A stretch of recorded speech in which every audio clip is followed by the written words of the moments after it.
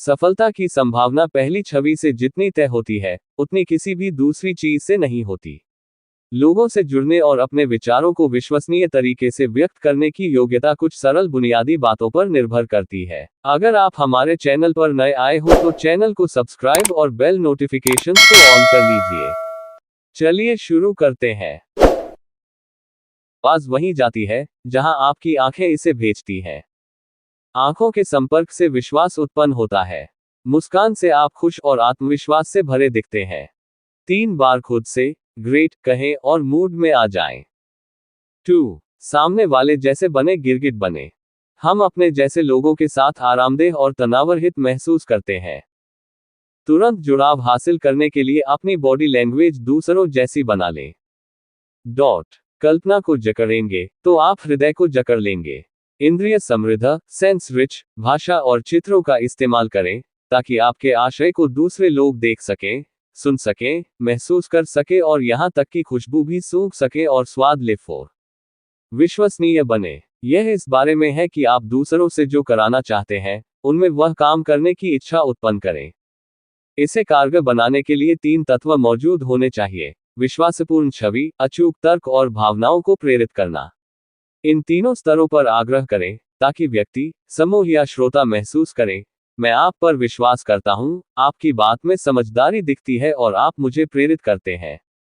विश्वास सबसे पहले आना चाहिए।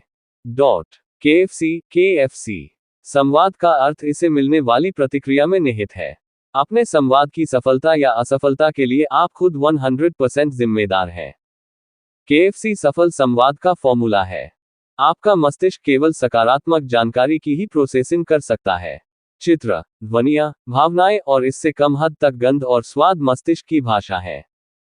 मस्तिष्क नकारात्मक चित्र, कोई चीज न करना, कोई चीज न देखना, की प्रोसेसिंग नहीं कर सकता। ये केवल सकारात्मक जानकारी के साथ काम कर सकता है।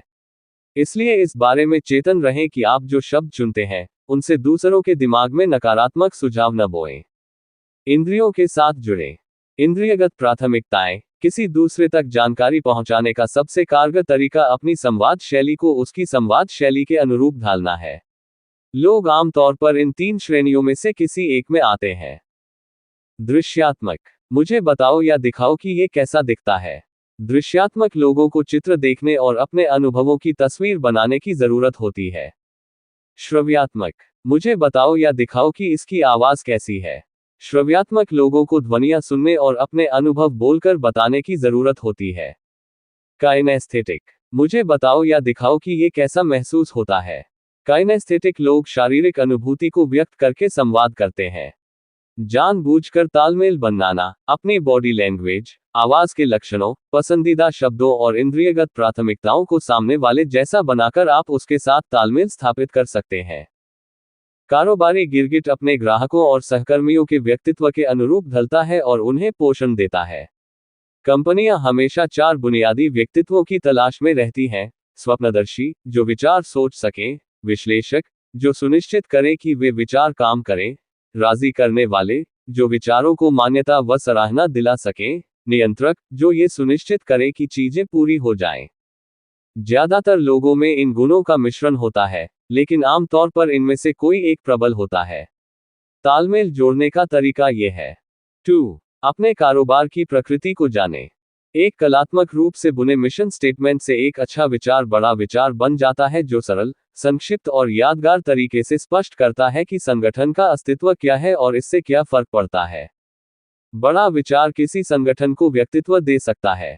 ये यादगार होना चाहिए, इसे संगठन की आत्मा को जकड़ना चाहिए और हर एक को एक ही दिशा में संकेत करना चाहिए। बड़ा विचार सीधे किसी प्रोडक्ट या सेवा का जिक्र नहीं करता है, बल्कि उसका जिक्र करता है जो कंपनी करती है। यह आपके व्यवसाय की सच्ची प्रकृति से उत्पन्न होता है। बड़े विचार को इस मंत्र को जल्दी से प्रेरित करना चाहिए: मैं इस वक्त इसे कर रहा हूं या नहीं। ग्राहकों और सहकर्मियों के साथ निर्णय लेते समय किसी कर्मचारी के मन में आने वाला पहला विचार बड़ा विचार ही होना चाहिए। अपने खुद के व्यक्तिगत बड़े विचार को स्पष्ट करके आप अपने कामकाजी जीवन को अधिक दिशा और अर्थ दे सकते हैं।